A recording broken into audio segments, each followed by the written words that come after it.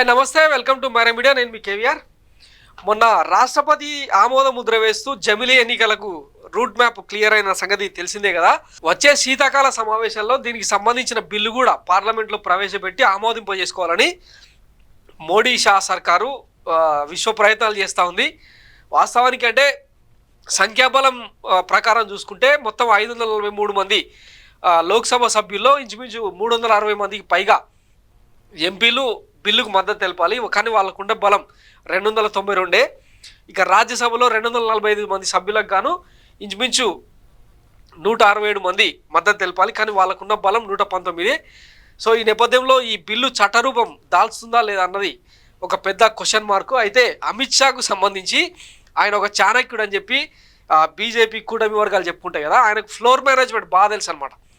So బెదిరిచ్చో అదిలిచ్చో సామధాన భేద దండోపాయాలు ఏదో వాడి ఆ బిల్లును గట్టెక్కించుకుంటారని చెప్పి ఒక వాదన తెర మీదకి వచ్చింది. అయితే ఏం జరిగినా కానీ 2026 అక్టోబర్లోనే ఎన్నికలు, జమిలీ ఎన్నికల రూపంలో దేశం సార్వత్రిక ఎన్నికలకు వెళ్ళబోతుందని చెప్పి ఒక వార్త ఆసక్తికరంగా మారిందనమాట.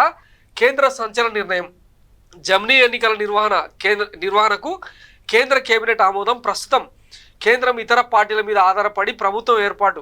ఇది బీజేపీ పార్టీ పెద్దలకు నచ్చకపోవడంతో స్వతంత్రంగానే కేంద్రంలో అధికారం ఏర్పాటు చేసుకోవాలని నిర్ణయం. ఉత్తరప్రదేశ్ ఎన్నికల సమయం ఇంకో 2 ఏళ్ళు సమయం ఉంది. ఈ టైంలోనే దేశం మొత్తం ఒకేసారి ఎన్నికలు జరిగేలా బీజేపీ దేశం అంతా ఒకేసారి ఎన్నికలు జరిపి సొంతంగా అధికారంలోకి రావాలని నిర్ణయం తీసుకున్నట్టు తెలుస్తుంది. టీడీపీ ఇందుకు ఒప్పుకోకపోవడం, ఒకవేళ జమిలీ ఎన్నికలకే వెళ్తే ఉపసంహరించుకుంటామని వీళ్ళు బెదిరింపులు కూడా చేసినా కేంద్రం వెనక్కి తగ్గలేదని ఒక వార్త. ఒకసారి ఈ లిస్ట్ కనుక మనం చూసినట్టయితే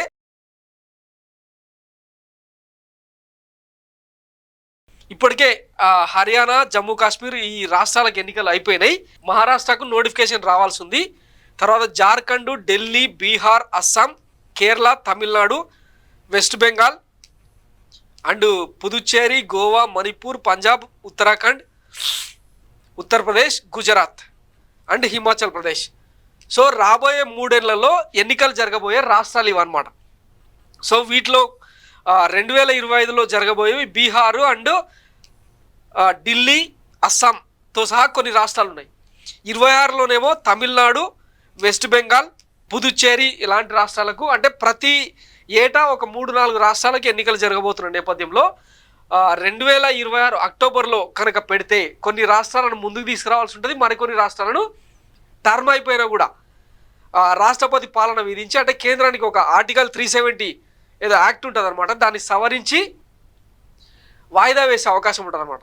ఈ రకంగా ఇంచుమించు ఒక 10-12 రాష్ట్రాలను ఒకేసారి ఎన్నికలు నిర్వహిస్తూనే సార్వత్రిక ఎన్నికలకు, అంటే కేంద్ర ప్రభుత్వం ఇప్పుడున్న కొలువైన ఎన్డీఏ ప్రభుత్వాన్ని డిజాల్వ్ చేసి ఒకేసారి దేశవ్యాప్తంగా ఒక 15 రాష్ట్రాలకు ఎన్నికలు నిర్వహించే దిశగా ఈ ప్రయత్నం జరగబోతుంది అనమాట. సో దీంట్లో పాసిబిలిటీ కూడా కొంత ఉంది. కేంద్ర ప్రభుత్వం కనుక ఒకవేళ చట్ట సవరణలు చేసి ఈ జమిలీ ఎన్నికలకు కొత్త చట్టాన్ని కనుక తీసుకురాగలిగితే సో 26లోనే ఎన్నికలు వచ్చే అవకాశం ఉందన్నది ఒక సూత్రీకరణ. దీనికి కీలకమైన ఎన్డీఏ మిత్రపక్షాలైన భాగస్వామ్య పక్షాలైన టీడీపీ, జేడీయూ లాంటివి వ్యతిరేకించినా కూడా కేంద్రం బుల్డోజ్ చేసుకొని వెళ్ళిపోవాలని చెప్పి ఒక నిర్ణయానికి వచ్చినట్టయితే తెలుస్తోంది.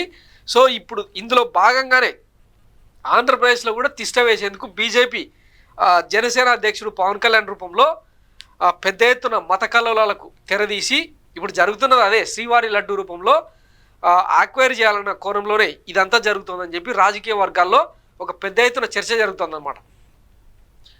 అలాగే సౌత్ ఇండియాలో కూడా పాగా వేసేందుకు ఇప్పటికే కర్ణాటకలో వాళ్ళు 1-2 సార్లు అధికారం అనుభవించారు. తమిళనాడులో కూడా అధికారం కోసం విశ్వ ప్రయత్నాలు చేస్తూ ఉన్నారు. ఉత్తర భారతదేశంలో మాత్రం ఇప్పటికే చాలా రాష్ట్రాల్లో అధికారాన్ని కైవసం చేసుకున్నారు.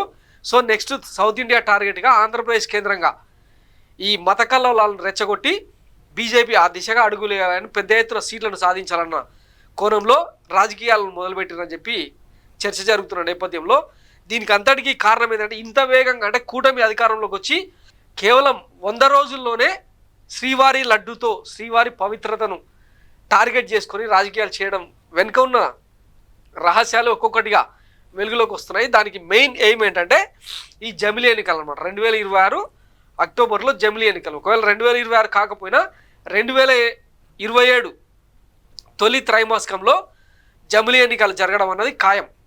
సో ఆ దిశగా చర్చ జరుగుతున్న నేపథ్యంలో మరి కేంద్రం ఏం నిర్ణయం తీసుకుంటుంది అన్నది వేచి చూద్దాం. Thanks for watching Myra Media. నేను మీ కేవీఆర్. Thank you.